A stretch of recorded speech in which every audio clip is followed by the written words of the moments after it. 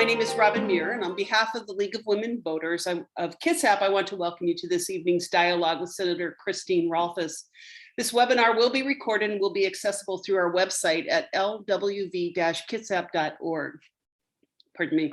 The League of Women Voters is a nonpartisan organization that neither supports nor opposes political parties or candidates. The League does take positions on matters of public policy and advocates for those positions after careful study. Formed in the 1920s as an outgrowth of the women's suffrage movement, the League's purpose was and is to this day to educate and inform citizens so that they are more fully prepared to participate in our democracy. As a membership organization, we depend on our members to organize and run events such as this. We invite and encourage everyone to become members and help us work on the League's basic tenet, that our form of government depends upon the informed and active participation of citizens. We would like to also acknowledge that our homes and gathering places in present-day Kitsap County are within the ancestral territories of the Suquamish and Sklallam peoples who have lived here in harmony with the lands and waterways along the Washington Central Salish Sea for thousands of years. Here, the Suquamish and the Sklallam live and protect the land and waters of their ancestors for future generations, as promised by the Point Elliott Treaty and the No Point Treaty, both of 1855. This evening, we're thrilled to have Senator Rolfes attending. She is going to have a little dialogue with us, and let me tell you a little bit about Senator Rolfes. She represents the 23rd Legislative District on the Kitsap Peninsula, which includes the communities of Hansville, Kingston, Paulsbo, Bainbridge Island, Silverdale, and Bremerton. As the chair of the Senate Ways and Means Committee since 2018, Christine has been responsible for leading the development of the state's $60 billion biennial operating budget. And under her leadership, the legislature has consistently delivered a 4-year balanced budget on time, setting billions aside in strategic reserves and making historic investments in environmental restoration, behavioral health improvements, and public education. Since August of 2019, Washington has maintained its highest bond ratings in state history, which are AAA from Moody's Investor Services, due primarily to sound fiscal practices and the state's diversified economy. Before becoming a state legislator, Christine served 2 terms on the Bainbridge Island City Council and worked for the Kitsap County Department of Community Development and the U.S. Agency for International Development. Christine earned a Bachelor of Arts degree in economics from the University of Virginia and a master's in public administration from the University of Washington. She and her husband Leonard raised their young adult daughters in a historic farmhouse on Bainbridge Island, where the family still lives with their small flock of chickens and an indoor pet rabbit. And I think I should probably say wahoo wah. Good evening, and thank you so much for doing this with us, and we'll turn it over to you. All right, thank you very much, Robin, for that nice introduction, and thanks to the League for inviting me. I have notes that if you see me looking down, I'm referring to notes because I got some preset questions and there's a lot of information that I want to have a chance to share.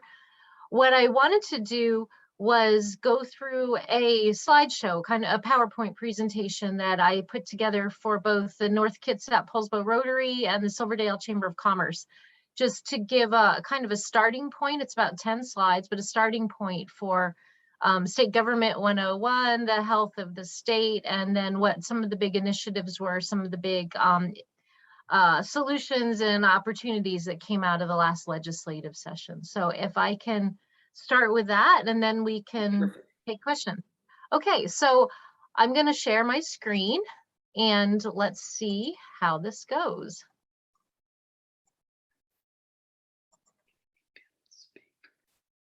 There we are. Okay, so I'm looking at you, Robin. Can you see my screen? You see the 3 or 4 people and then the screen? Very good. Yeah.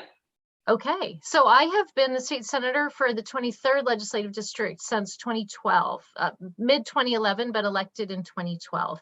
And then I was reelected in 2016 and 2020. So I am, with 10 years under my belt, I'm one of the more senior members of the state Senate right now. And so I'm saying that because people ask me a lot about, do I believe in term limits? And, you know, do I think we should have limits to how long people can serve? And so I want folks to know the average life expectancy of a legislator is 5 years, 6 years in the House and 8 years in the Senate. So we have a lot of natural turnover in the Washington State Legislature. I think, and that's not just because people get elected and unelected, but also it's considered a part-time job. And so people go back to their regular jobs a lot of times, or decide they want to do something else. But as one of the more senior members of the state Senate, I was chosen by my colleagues to be the chair of the Ways and Means Committee, which is the budget committee. And I've been doing that for 5 years. And then I also serve on Agriculture and Natural Resources as my other full-time Senate policy committee.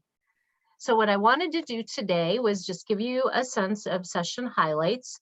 The first is, you see that's me wearing a mask. The state Senate was hybrid this year. So we had, for most of the year, half of the senators were on the Senate floor voting, and the other half were online. And we had screens, big screens in the walls of the Senate building. And so you could see the other 24 members up on the wall. And if they talked, they showed up like God, like this big picture of themselves speaking. And then the rest of us were on the floor in real life. But this was the second year of our biennium. So it was a short session. It was a 60-day session for us to finish our budget deliberations and pass whatever legislation needed to be passed. And I have as my top highlight that we finished on time for the 5th year in a row, which means we needed no special sessions. We weren't fighting. The governor didn't need to call us back to finish our work. That is the first time that the legislature has finished on time 5 years in a row since before 1900. So over 122 years that hasn't happened. So that was an achievement, I feel. We also left Olympia with historic transportation investments. This was, people may have heard about unanticipated revenue. During COVID in March of 2021, when we were doing our 2-year budget, there was a lot of uncertainty about where the economy was going and what the state tax collections would be.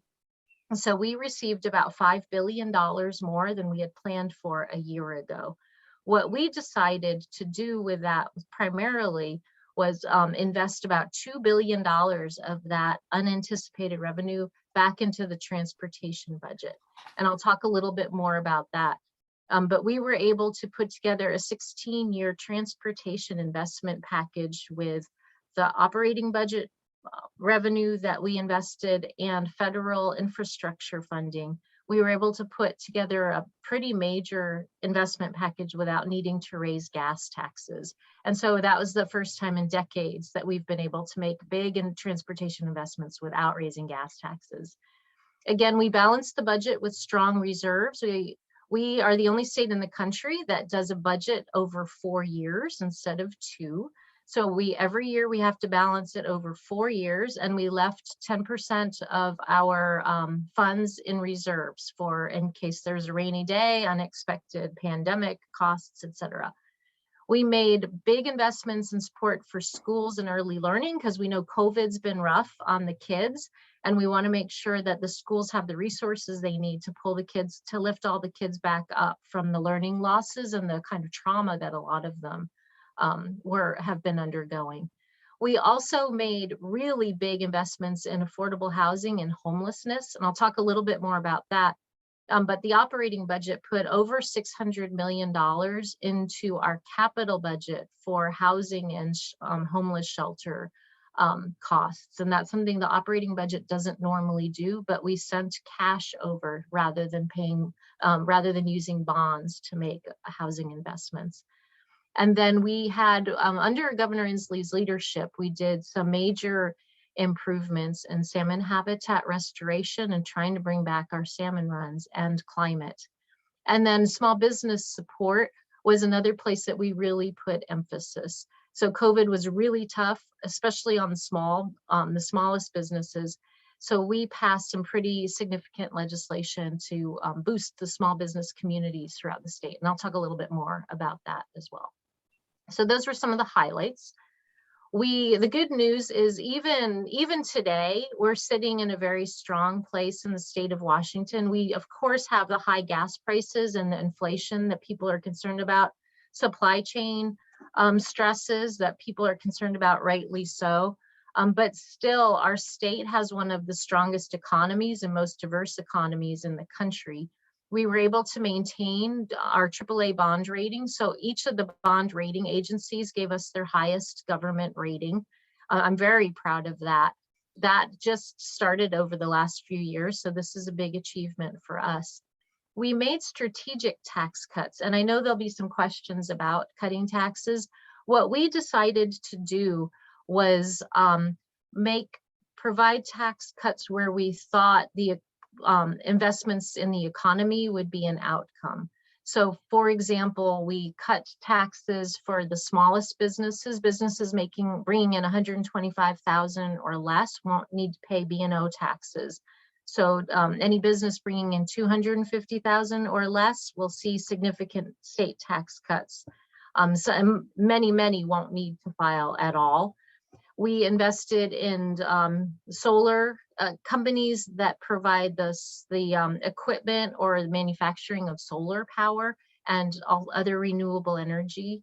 And we invested in things that we've been really slow on. So the film industry, tax credits for the film industry, tax credits for rural economic development, and just things that have gone by the wayside since the recession that we've decided to revitalize. Again, small business recovery. I talked about the B&O tax break for the smallest businesses. We also set aside $100 million for the hospitality industry, kind of like the PPP, the federal grant program. We just set aside grant money for small hospitality companies, including companies that were tied to conventions because they got clobbered and they fell through the cracks in some of the recovery work. Again, clean energy jobs, did a lot on that. And then we were able to provide a lot of these new investments and a lot of very strategic maneuvers, I guess, without raising any new taxes this year. So at a glance, the budget process. I mentioned we work in a biennium. We write a 2-year budget. And it's adopted the first year of the biennium. So last year we adopted our 2-year budget. And then the following year, so over this year, 2022, we do a supplemental budget, which is when we make adjustments for tax revenue that did or did not come in, spending that did or did not happen. This year we had about $5 billion, as I said, in unanticipated revenue.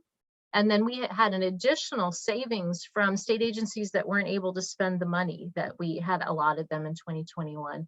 So we ended up with a big project in terms of rebalancing and readjusting the budget, but we did get that done.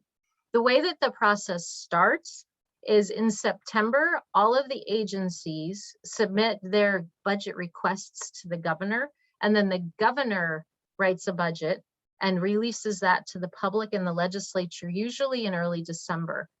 Then we use the governor's budget as sort of a framework, sort of like a compendium of good ideas, but we build off of that or don't build off of that, depending on what's in it. But the governor's budget is a starting place. It's a point for public debate. It's where we get a lot of email to fund this, don't fund what the governor did, that sort of thing.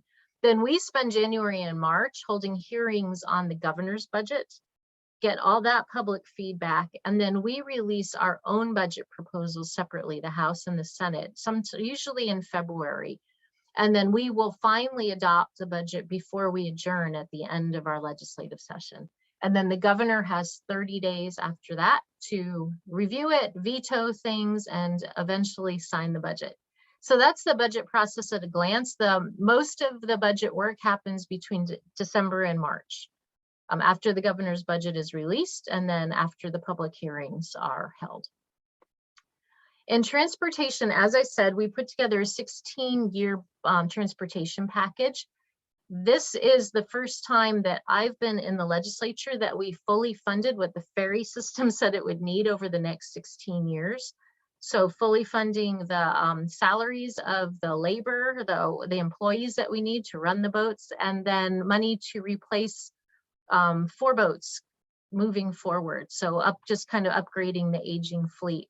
We're also going to be moving towards electric and hybrid electric engines for a less polluting ferry system. The the transportation budget also makes significant investments in the transit, bicycle, and pedestrian pathways, particularly in getting kids to school safely. So that was a big focus. Always been a focus, but this year we really beefed that up. We have statewide projects. The not too mission critical for our area, but mission critical for the state is replacing the I-5 bridge between Vancouver and Portland. It is like 120 years old and the pilings are that old. So it's really bad infrastructure, literally crumbling.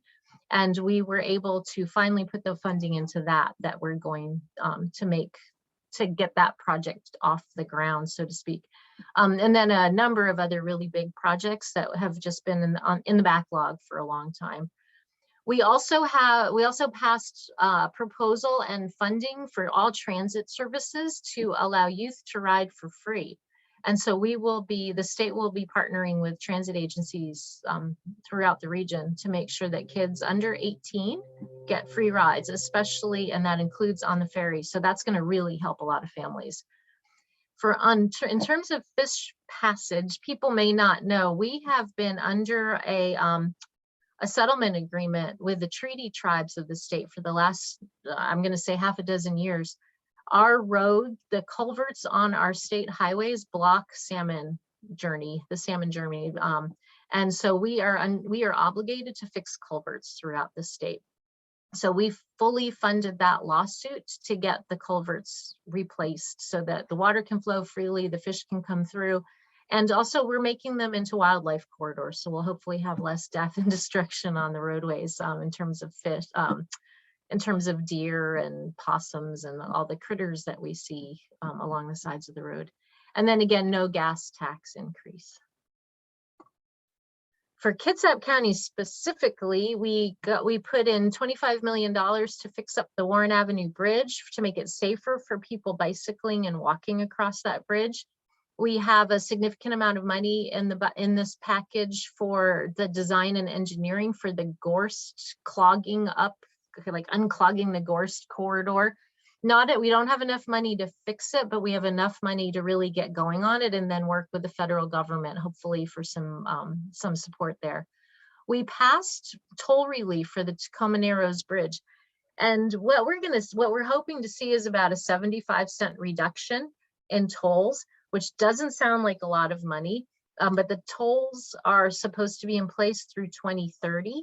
And so the goal is with the reduced tolls and for a number of years that we have until the bonds are finally paid off, we should stop seeing regular increases and have it capped at around, we're hoping $4.75 roughly. So somewhere in that range. And that's a big deal if you're somebody that commutes across the bridge regularly. We finally funded the Kingston traffic improvements that folks in Kingston have been working on. And then I talked a little bit about the transit, just more funding for local transit agencies. And then we sent Kitsap Transit funding for an electric passenger ferry. So one of the first electric foot ferries in the state. We made significant investments in the public school system. So what folks should know, I don't know if Catherine All is on this call, but this year enrollment in the schools dropped by 5%. And we can't really account for where those kids went. We don't know. Some of them are online, some of them moved, some of them dropped out, some of them are just missing. We don't know how many kids are going to be, how many of those lost children are going to be returning in September. But the schools receive their funding based on how many students there are. And we agreed to fund them to stabilize their enrollment funding so that they didn't see significant declines in May and have to lay people off and then see children coming back in September and need to hire teachers back. So that was a big source of funding, or that was a big investment we made with federal COVID funds, was to stabilize the schools. We also, for the first time, are funding school nurses and counselors. We gave more money to all the school districts for counselors. We have a very innovative and ambitious outdoor education program that will enable every 5th and 6th grader to do a 3 or 4 day school in the woods kind of experience. We started along the way of helping schools that need earthquake retrofitting to be able to afford that and get the retrofitting in. And then we added financial literacy to the school curriculum, and art education is now considered one of the basic tenets of public education in our state. Climate action and salmon recovery, I'll go through this pretty quickly because it's fairly self-explanatory, but we decided to use some of the excess revenue to beef up the state's natural resources spending. We have a backlog of about $1 billion in salmon projects, salmon habitat restoration projects. So we invested $400 million over the next few years to get the restoration projects going. That's stuff like rerouting floodplains and planting trees and just making bringing back the streams and the riverbeds throughout the state. For electric vehicles, folks should know we have a long-standing policy of no sales tax if you buy an electric vehicle. So we continued that policy, and then we set aside, I'm going to say $100 million, but a lot of money for grants to local governments and nonprofits to put in charging stations and to put in solar projects.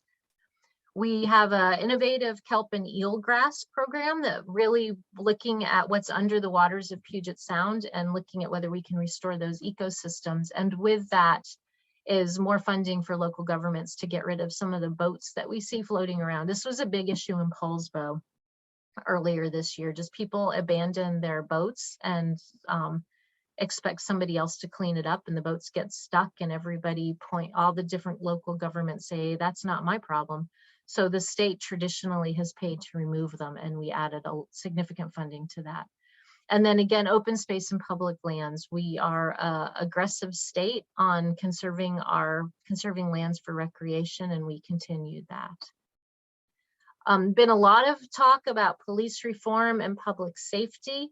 We worked with law enforcement to tweak or reform some of the more aggressive reforms that we did in 2021. So we should have a book of business, I think, related to law enforcement reform that allows sheriffs and police officers to protect us.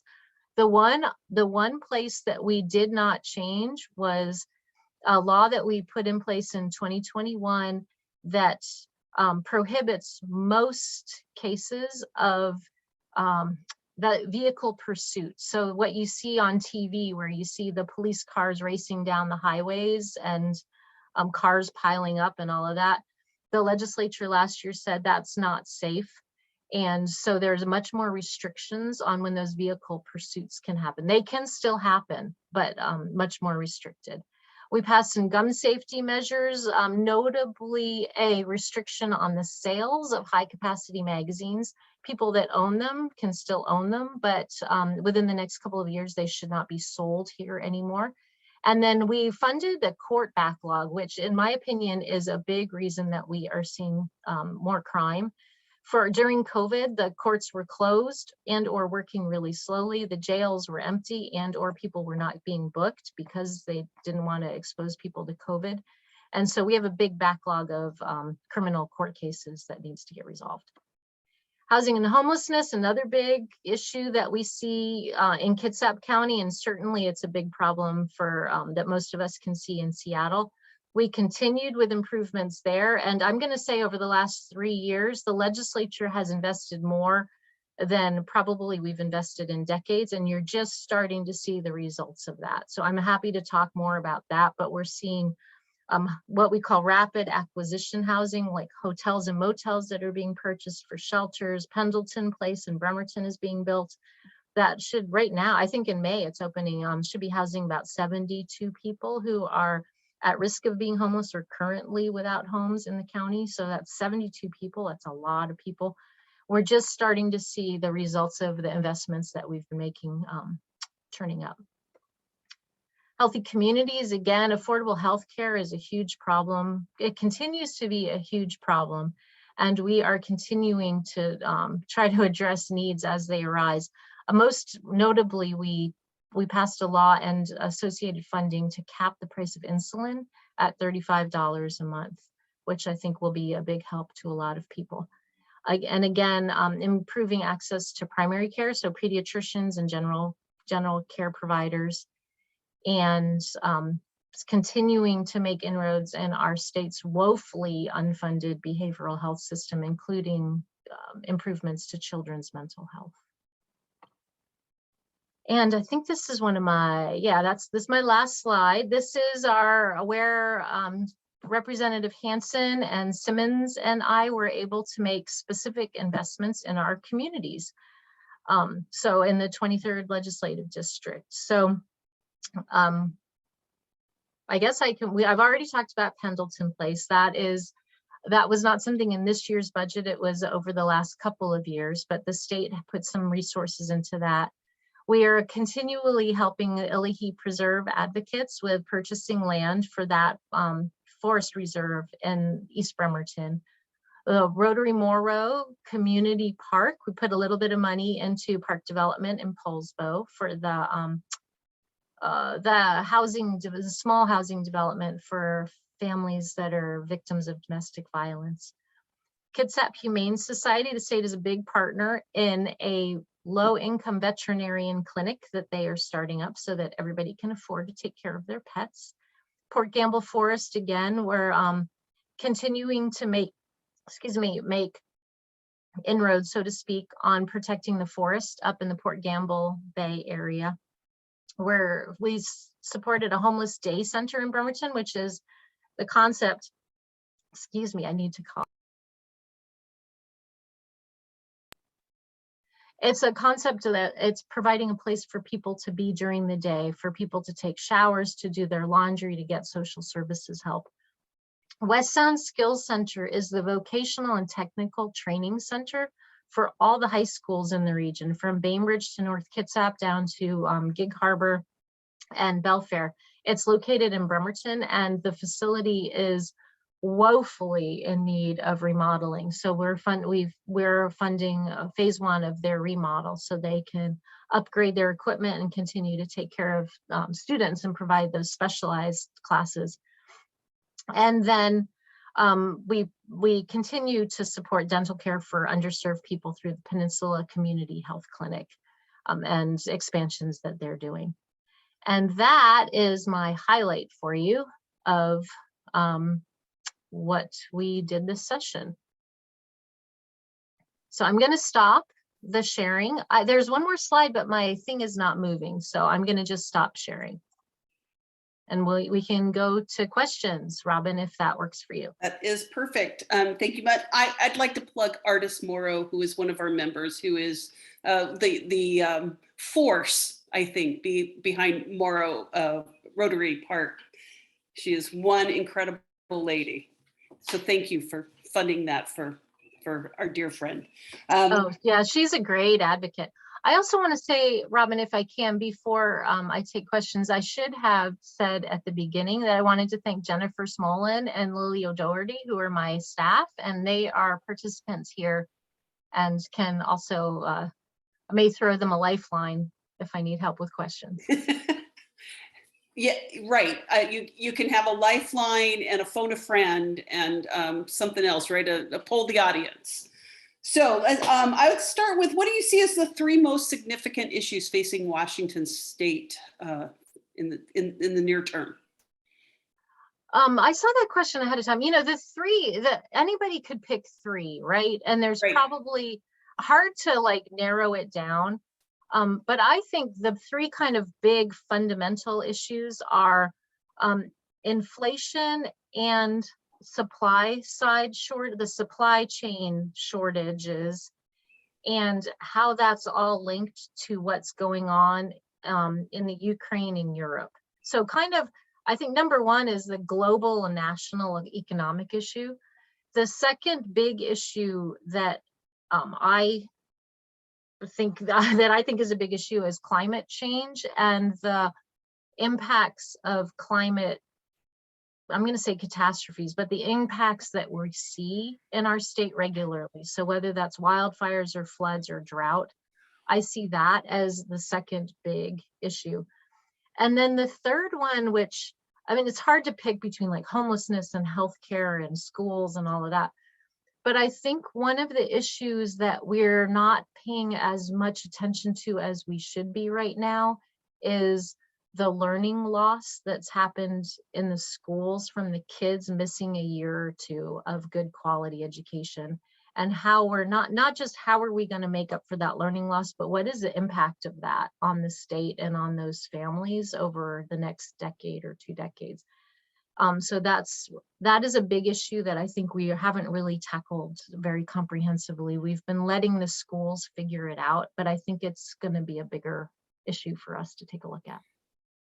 And I think that I would suggest that we're probably still so close to the problem that we can't really measure that impact yet, but it is going to definitely be large and going to need a lot of help directed that way, either monetarily and other resources, training for teachers, new teachers, definitely. Yeah, we funded a bipartisan proposal to put some money into tutors to see if that was a way to help provide, is that a pilot project that can work? Rather than after school or summer school or whatever, should we just be hiring tutors? I think tutoring is an excellent avenue. I am a retired teacher, so I would say yes. Yeah, and I'm not, I mean, the teachers in the schools did an excellent job during COVID, as good as could be expected. You just have kids learning from home that aren't necessarily learning what they should have been learning. Correct. I agree. I think it was a very, very difficult situation, and people had to learn on the fly and make adjustments on the fly and try to figure out a whole new paradigm in a very short period of time. Yeah. So we did, everybody, I feel confident that they did the best they could with what they had. We're going to change now and move on to this next thing. It says our sales tax is already at 10%, and thanks to inflation, our property taxes are getting extreme. What are the chances we can start to improve our tax system in this next session? Do you think we can find a way to get a coalition together where enough people get enough out of it to vote for a change? What can we do either as the league or as citizens to help make that happen? And do you think Representative Frame will propose legislation? That's a lot in one question. Yeah, so Representative Frame is Noelle Frame from Seattle, and she has been the co-chair along with Senator Keith Wagner, who's a Republican from the Skagit County area. They have been co-chairing a tax reform work group that's been traveling around the state, taking input and getting recommendations and doing analysis and all of that. They are supposed to have a comprehensive reform package that they're going to bring to us in November or December to take a look at, a tax reform package. So that's one thing. We may see that. What the latest report that we got on the Ways and Means Committee was that, no surprise, citizens of the state weren't really excited about an income tax. But also no surprise, people are not happy with the B&O tax, which is it's the tax that businesses pay. And so the group was putting together, like, what would a reform package be that would be revenue neutral? So it wouldn't be raising funds for the state. It would be changing the tax policies of the state so that they would be more fair. So I don't know. I can't predict how that will go down, but it's the most thoughtful piece of work that's been done for years. So it's a good starting point, and we'll see if the citizens of the state want to do tax reform. The other two things I want to comment on, though, one is we did pass last year something called the Working Families Tax Credit, which is intended to mimic the federal earned income tax credit. So it will be low-income families in the state who receive the federal earned income tax credit will also be eligible for a state rebate that's loosely based on helping people get a sales tax rebate, because we know the lowest income families are paying the highest percentage of their income in sales taxes. So that will be available to all families making certain income. And the other piece of information for people who own their property is that 2022 is a year that our property tax system shifted back to being capped. So prior to this year, for the last 4 or 5 years, the property taxes on the state portion of your property tax have been based on a rate.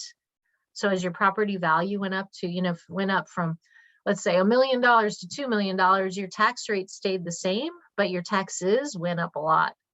Under the cap of 1%, the state government can't collect more than 1% totally statewide.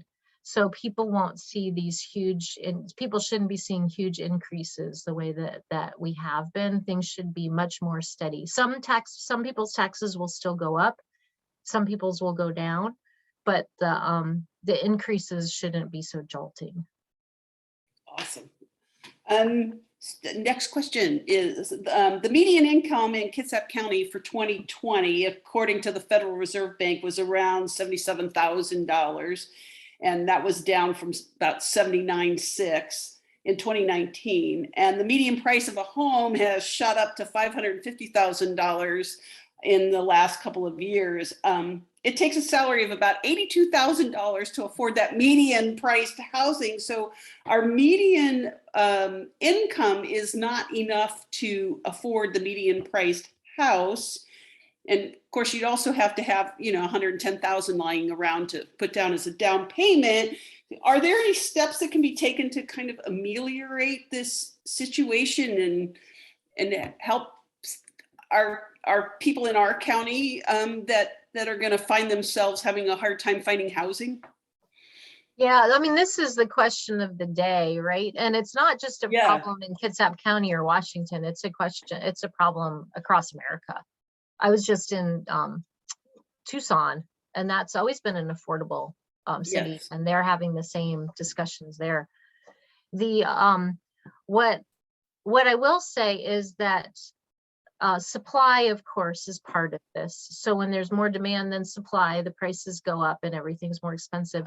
We are starting to see the supply increase across the state, like building permits for multifamily homes and single family homes are higher than what was predicted even 3 or 4 months ago. So we are starting to see that supply come online faster than it has over the past few years. That'll help. We have a number of different programs in the state that are for first-time home buyers or for low-income renters. But how we solve for this is more, I think it's really a more of a market-based approach of building homes that are smaller, that more people can afford, and making sure that they're energy efficient and so forth, so that if you can afford them, you can afford to stay in them and you're not getting hammered by increased utility costs. Yeah, I just read the book Missing Middle Housing by Daniel Perelik. Yeah, and I know I'm guessing Governor Inslee must have read the same book because he introduced that legislation for missing middle housing to get that zoning passed. And I know that legislation didn't pass this time. What do you think it might take to change the paradigm, so to speak? Because I think in our minds in this country, we think of the single family home as with the picket fence and 2 kids and 2 cars in the garage and all of that. We're going to have to change that paradigm. And do you have any ideas about how we could maybe make that little shift? That's a big shift. Well, we passed some significant legislation last year that just went on the books like 8 months ago, encouraging local governments to do more missing middle zoning, so to speak. Mm-hmm. What happened this year was Governor Inslee proposed, and a lot of legislators supported, just eliminating single family zoning statewide. And if you were to do that, that basically throws out the whole Growth Management Act. You've doubled or more zoning throughout the state, and everybody, all the local governments have to come back to the table and figure out their schools, their water supplies, their sewage systems, their roads, all of that. So it just wasn't like a practical solution, but one, incentivizing the local governments to take another look and be denser where there's transportation and there's redevelopment opportunities where you're not creating more stormwater or more sewage because you're just redeveloping existing land in a smarter way. That was legislation we passed last year. So yeah, I think it's incumbent on all of us as Kitsap County residents to work with our cities and our county to see how that's going to play out. And I will say that that is one of the big points that Daniel Perelik makes in the book, is that when you build this type of housing, this missing middle housing, that you need to be in a walkable community where you can get to jobs and you can get to school or to shopping or whatever your needs are, so that you kind of reduce the reliance on vehicles. So I think there are only certain places in this county where that seems to me possible. Right. But well, a very another thing we interesting don't concept. have that. Another thing we are short on everywhere, I think, but definitely in Kitsap County, is affordable places for people to downsize to. So, and affordable places for seniors to live that aren't, assisted living centers, but independent living that people can afford to sell their larger home and move to something smaller, which helps free up the supplies. And on one level, because a lot of seniors are going to want one level, and we don't have a lot of houses that are built that way here. So no, absolutely right. So that's something I'm interested in personally, is just how do we get more senior, I'm not gonna say senior housing, but housing that seniors are interested in moving into. Yeah. Poulsbo Place in Poulsbo is a nice example of a place that provides some single story, not all, but single story living. Excellent. Okay, moving on to a different topic. Child care and early learning providers, including home visiting and early Head Start providers, were very pleased that the Fair Start for Kids Act passed in 2021. It addressed many economic problems by increasing the state's contributions to an array of child care and early learning services, including increased salaries for providers. The act will be rolled out over a number of years. The question, this is from Rosalind Renard, is how are the yearly budgets adjusted to accommodate spending for this bill? And can we rely on the budgetary process to provide the promised increases, or will this be something that will have to be checked on and advocated for each year? Both. So the legislature can't commit the next legislature to any outcome.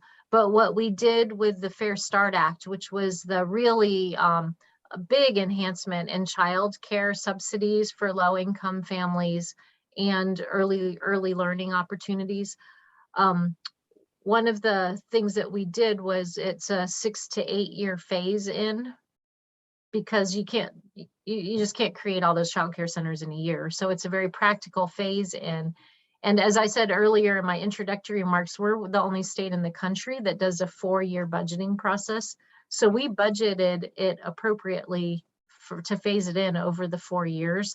So Fair Start for Kids Act has the placeholders built into the budget already. So a legislature would have to actively say, never mind, we're not going to do that, and put the money somewhere else. So you can't ever guarantee that funding is there, but the funding is there. So advocates just have to make sure that it stays there. It's an easier job than trying to get it in the first place. In the first place. This is and then also, Robin, this year for folks who are planning on doing advocacy. So we passed that bill and we had a 4-year budget. Next year we get back together and we're adding 2 years onto that budget. So we have another 4-year budget, but it's now 6 years since we passed the Fair Start Act. So this year you guys need to make sure we put in years 5 and 6, the appropriate funding into our 4-year budget. Important, and it's an important age group to target for education. Another member asked, do you have any suggestions for encouraging local government officials to take actions on policies that are more beneficial to the environment? kind of, if we have some that are a little recalcitrant, shall we say, or hesitant to adopt. Well, okay, so we can't be partisan or political, but you are the League of Women Voters, and the most important thing to do is elect people who care about the same things you care about. So the way to do that is to get people elected who care about environmental issues and then hold them accountable. Exactly. We educate, inform, and vote, right? Right. This is a person, I think it's Jim C. perhaps, was wondering if full ferry service will be fully restored to the Seattle Bremerton route. When do you think that might happen? I don't know the answer to that. So if you're from Bremerton, you know this report, but I'm going to repeat it so that everybody has the same information. There is, like everywhere, a severe staffing shortage on the ferries. It was exacerbated by the vaccine mandate that went into place in October, and then exacerbated again by early retirement. Just like across the labor market, people just said, I'm done working, whether that's because of COVID or because the stock market was doing well. But we had a lot of retirement and a lot of resignation. And so the ferry system, and I have been pretty public about saying management should have anticipated this, but it was not anticipated. And the ferry system has been bringing people back. They're being much more aggressive about their recruitment, and they've got headhunters and people all over the country advertising. They're bringing people in, and they had, I'm going to say in November, they reduced every run by a boat so that there was still a service, but nobody had full service. They've been restoring the service run by run. Bremerton is currently listed as the last run that will get restored. We're on right now, Mukilteo Clinton has been restored. The next run to restore will be Kingston. Then it's Southworth. Then it's Bremerton. I'm going to say Bremerton is not the last one. Port Townsend, Coopville is the last one, but in our area. I have been talking to the ferries and they are considering it. And if they can do this, they will announce it, I'm confident, about restoring Bremerton before Southworth, just bumping Bremerton further up in the line so that we can get the Bremerton service restored this summer. But I can't say with certainty when Bremerton will get restored. What I watch for weekly is, so if Mukilteo Clinton can stay steady and they move to Kingston, then we have, like, the more stability we have, the closer we are to getting Bremerton back on track. Yeah. But it's not the answer that people in Bremerton want to hear. I completely get it. But that is all that's all I know right now. It's a tough time, and we have the graying of the workforce as well, I think, on the ferries. Now, are they also going to start hiring more than the one time a year that they used to? As I would assume. Yeah, and that's what I mean. They've changed their hiring practices, though. They're doing ongoing recruiting and training, which they've never done before. And I think they changed something about their on-call system, so more people would work through the on-call system. The legislature has fully funded them for 2 runs, for their full service. They just have so to it's get not a funding issue at this point. Personnel. It's a personnel issue. And yeah, I saw, they've got 12 oilers that they just trained and are going out into the system. So they're person by person, they're getting the runs back. But it's been disastrous, to be honest, for families in the Bremerton area who rely on that service. Yes. And this one, this is probably one of the bigger issues right now in the country. This question is, the questioner wants to know, if Roe v. Wade gets overturned, will Washington State be okay with the abortion clinics that they have already? So if Roe v. Wade gets overturned, it's my understanding that it will be to basically punt it to the states, to let the states create their own abortion laws. If that were to happen right now, I would anticipate that abortion laws in our state would stay exactly the way they are right now. As they are. So we're, Yeah. And there are our privacy and abortion laws have been in place since before Roe v. Wade, and then but put in place by an initiative of the voters, and then the voters re-established the commitment to abortion rights in this state in the 90s, and then the legislature has continued to protect that reproductive health option. excellent. All right, this, I'm not sure this falls under your purview, but here we go. It's why doesn't WashDOT rotate the SR 305 storm water retention facility from north to south to east to west? Then all the trees in Centennial Rotary Park would not have to be cut during construction of Port Madison SR 305 intersection modifications. I saw that question get submitted to me today, and it's the first time I've heard of this. So I don't know the answer. I don't know why DOT hasn't looked at that, or if they have, why they discarded it, but we will check into that. So whoever sent that question, if you follow up with my office, we can get the answer that you're looking for. I do have an email address. If you'd like, I could send that to Jennifer. That'd be great. Yep, and we can send that. We'll send that question over to our DOT person and find out what's going on. Because I'm sure Jennifer doesn't have enough to do already to keep her busy during the day, right? This is our job. Let's see here. We have some questions in the question and answer about the derelict boat cleanup. She was, this person's, it's Pamela, is wondering, is there verbiage in the guideline that the state will fine or charge owners in order to recoup that cost? Oh, I do not know the answer to that. We have a pretty good derelict vessel law that is supposed to prohibit the sales of derelict vessels. Like the title shouldn't transfer if the vessel isn't seaworthy. But there are a lot of boats that got in, that only applies to boats that have been sold in like the last 4 or 5 years. So I don't think we recover those costs unless there's like damage, environmental damage. But I also don't completely know the answer to that question either. Another one, you nailed me. Oh no, we're not. And that is not my goal here. That was that's a surprise. And but no, here we go. It's a really fair question. I do think that what I've seen locally with derelict vessels here is that most of the people who are the last holders of the title aren't people that necessarily would have the resources to pay a huge fine.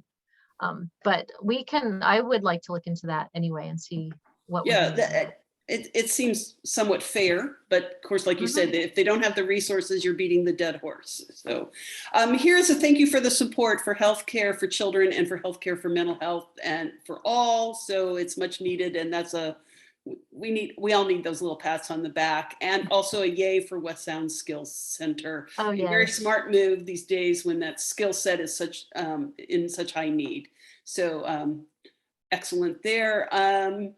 Here is a question about fish passage improvements and culvert replacements where sometimes it requires utility relocation. And this person is saying that the Washington Department of Transportation is not factoring the cost of those unplanned utility relocations into their project costs, and instead requires the utilities to pay for these relocations. The costs can be overwhelming to small public utility districts. $500,000 to $1 million of unplanned costs that are being charged to PUD ratepayers, and how can this be changed? I saw Deborah Lester was on the call. I wonder if she's one of our Deborah Lester. That's another one to look into. So I have 3 things on my to-do list already. So I did not know of that issue either, which is why we do meetings like this. Yeah. Okay. Yeah, that came up in the Q&A, so that wasn't one I had ahead of time. And then The very last question is, what about gun violence? COVID seems to have brought out hate and violence. Is there, what? I have no answers, but. The legislature has done a lot of work over the last, I'm going to say 10 years on gun violence and trying to reduce gun violence. The voters have passed a number of initiatives related to background checks and making sure people who are, guilty of domestic violence don't have access to guns. There's been a lot of work done. This year, as I mentioned, we passed the magazine capacity ban on sales. We also passed a bill that was also controversial, but as a person that does a lot of public meetings, it didn't feel like it should be, but we said you can't open carry at a town hall, a school district meeting, or any board of elected people in the state. So, other than the fact that Americans own guns and young people get access to them even illegally, I'm open to ideas, but it's a scourge. It's a public health issue, and we're working on it just like every other public health issue. But it's a tough one. It is a very, very difficult problem, and solutions are not going to be easy. That's for certain. We have another one. Deborah Lester also says, thank you for your championing of public broadband. Susan Griggs is asking, saying one major problem in the state is the mental health of a portion of the state. I know the rate of death by suicide or attempted death by suicide is higher than it used to be and higher than many other states. Mental health services are very low because of inadequate rates for mental health therapists and mental health centers. I'm going to think that that must be rates of reimbursement from insurance. Is the state planning to try to address this problem and put the funding and put in funding of this service? Yeah, I didn't hit on that too specifically, but that was a big focus of our work this year, was increasing the reimbursement rates for providers so that psychiatrists and counselors and folks receive more funding for the services they're providing, so that they will ideally provide more services and there will be more options for people.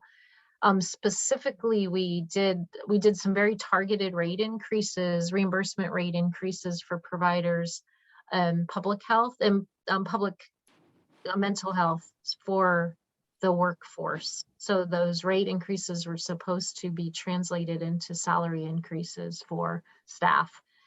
And I know from talking to folks at mental health, that should be where that they seemed delighted to have that direction from us, and the staff seemed delighted to be getting some salary increases. They are, chronically woefully underfunded. So that was something that is a place we've been making more investments in, is just building up the workforce. Also, for people who are interested in this, do we only have a minute?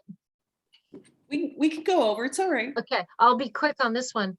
The state is building a mental health, a behavioral health teaching hospital in North Seattle that will be run by the University of Washington, and it will be the teaching hospital for the Northwest.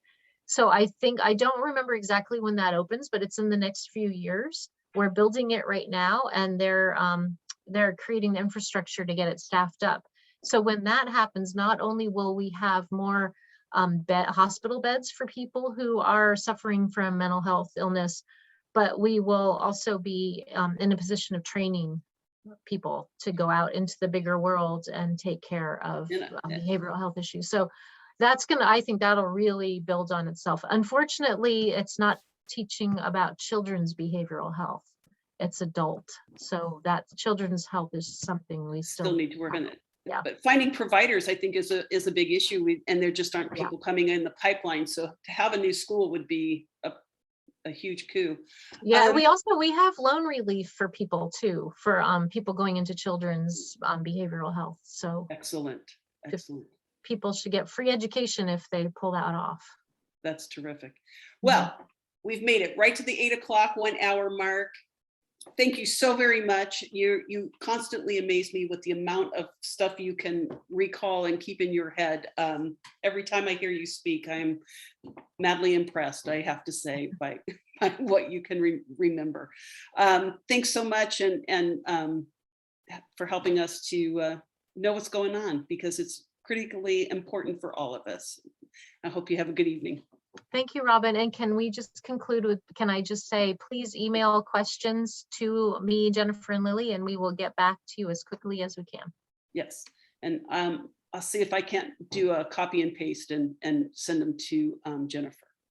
Okay, thank you very much. Thank you. I do very much appreciate your time. Bye-bye.